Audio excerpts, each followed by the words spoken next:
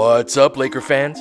It's been 5 years since Monty Williams was a head coach in the NBA, and a lot has changed since then. In this video, I take a look at where his offense is behind the times, what still works today, and what he'd have to do to be a successful offensive coach for the Lakers. But first, click the link in the description to save 10% off of your first Vivid Seats order.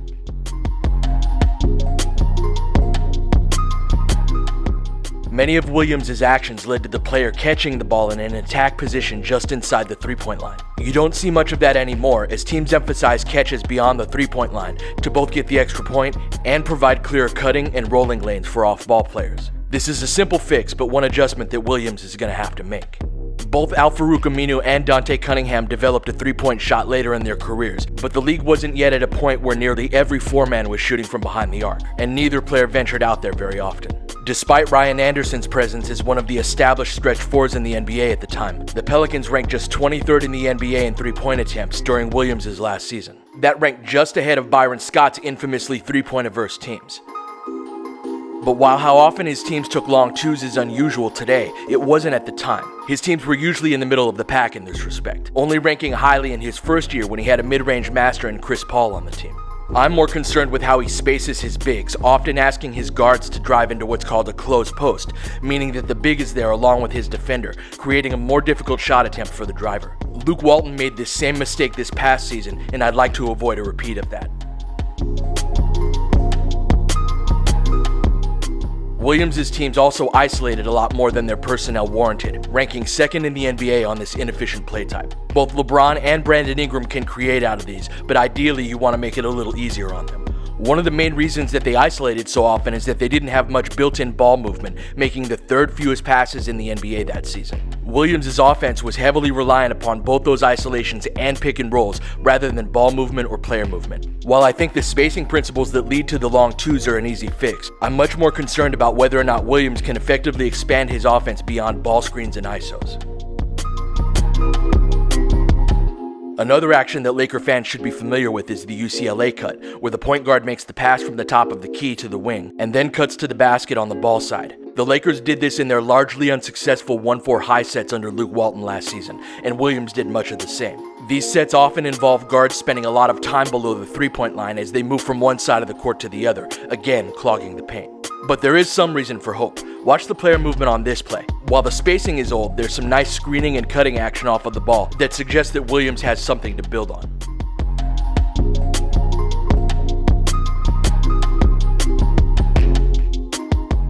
He also liked to initiate a number of sets from the corner, often using what's called the hawk offense, and that's a lot less common these days.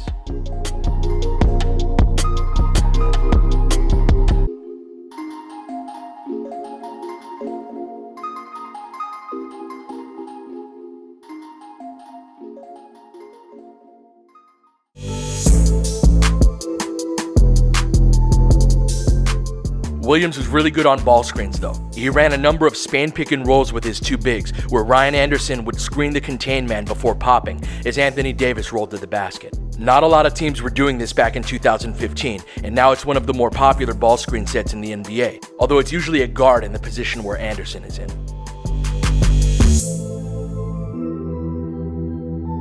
The flat angle of Davis's ball screen allows the guard to drive in either direction, and Davis makes his read off of that. That can lead to the big man defender going the wrong way and blowing his contain. These plays would work well for the Lakers with either LeBron or Brandon as the ball handler due to their ability to get to the rim. Here, Eric Gordon gets enough of Draymond on the screen to provide a lane to the basket.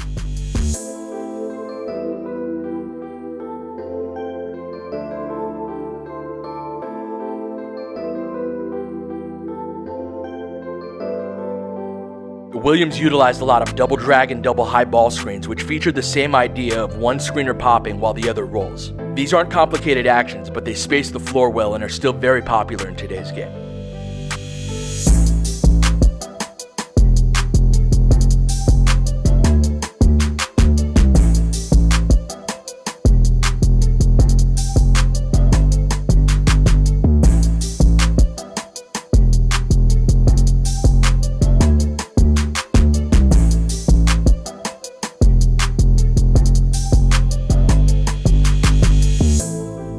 He also uses a lot of ram screens, which is when you set a screen for the player who's going to be the ball screener. This creates extra separation for that ball screener, which then creates better passing angles on the roll or pop. Williams often utilized these ram screens on wedge ball screens, which are pick and rolls that are set on the wing. He did a good job of exploiting teams that didn't ice the ball screen to prevent the guard from going middle.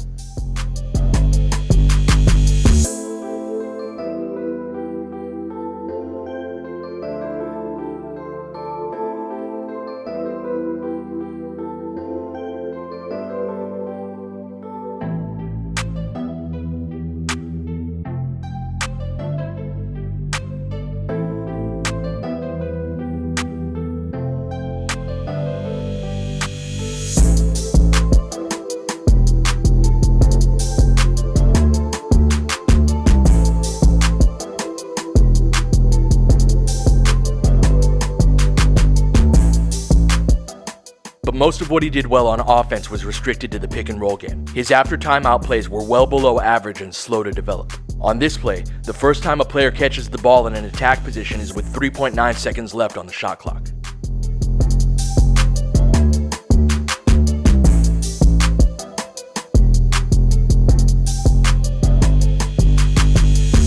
Monty Williams has worked with the Oklahoma City Thunder, San Antonio Spurs, and Philadelphia 76ers since he was last a head coach in the NBA. And it's entirely possible that he's modernized his offensive concepts while learning to incorporate ball and player movement more effectively into them. The Lakers will need him to do exactly that if they're going to hire him, or else we're likely to see a repeat of many of the same mistakes that Luke Walton made.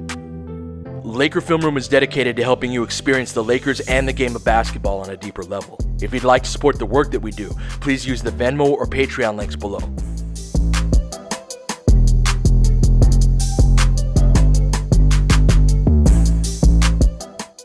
Alright, that'll do it for this one. I'll catch you guys next time.